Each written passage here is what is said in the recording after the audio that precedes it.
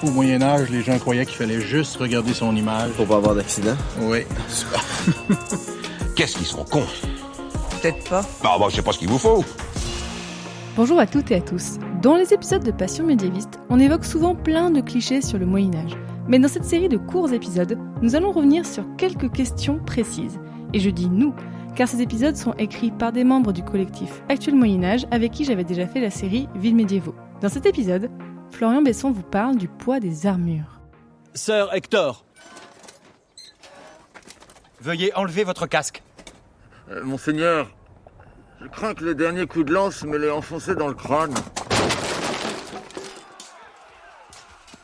On a tous et toutes en tête l'image d'un chevalier enfoncé dans une lourde armure, se déplaçant comme une tortue, incapable de monter sur son cheval sans une grue, ou de se remettre debout s'il est tombé au sol. Cette idée très répandue est fausse. Elle vient avant tout du fait que, pendant longtemps, on a étudié des armures d'apparat, c'est-à-dire des armures de cérémonie, faites pour impressionner durant quelques heures, mais pas pour être réellement utilisées durant des combats. Ces armures sont très décorées, très ornées, et sont donc extrêmement lourdes. Certaines pèsent près de 80 kg. Depuis quelques années, l'archéologie expérimentale a totalement renouvelé notre vision des armures médiévales, ce qu'on appelle des harnois.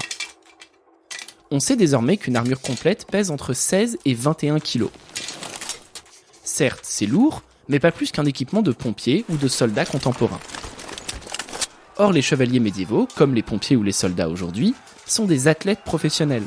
La chasse et les tournois servent à les entraîner et leur permettent de porter sans difficulté ces armures. En outre, les armures sont de véritables chefs-d'œuvre d'ingéniosité technique, d'autant plus qu'elles sont faites sur mesure. Tournez-vous, penchez-vous. Voyez comment vous bougez. Avez-vous au moins le courage de la mettre à l'essai? Tu n'as rien, Will? Je n'ai rien senti du tout. L'historien Daniel Jacquet Je m'appelle Daniel Jacquet, je suis historien, je suis spécialisé dans l'étude du combat au Moyen-Âge. a ainsi pu prouver, à partir de méthodes d'archéologie expérimentale, qu'un chevalier en armure peut sans problème monter à cheval, courir, se relever s'il tombe, grimper à une échelle, ou même sauter des haies ou faire une roulade avant. C'est des exosquelettes sur mesure qui permettent une mobilité très grande. Alors, l'armure hyper lourde des chevaliers du Moyen-Âge est bel et bien un cliché. Voyons. En premier lieu, il faut te sortir de la tête toutes ces idées moyenâgeuses. Faire de la place pour de nouvelles idées. Retrouvez cet épisode et les autres de la série Les clichés sur le Moyen-Âge sur le site passionmédiéviste.fr.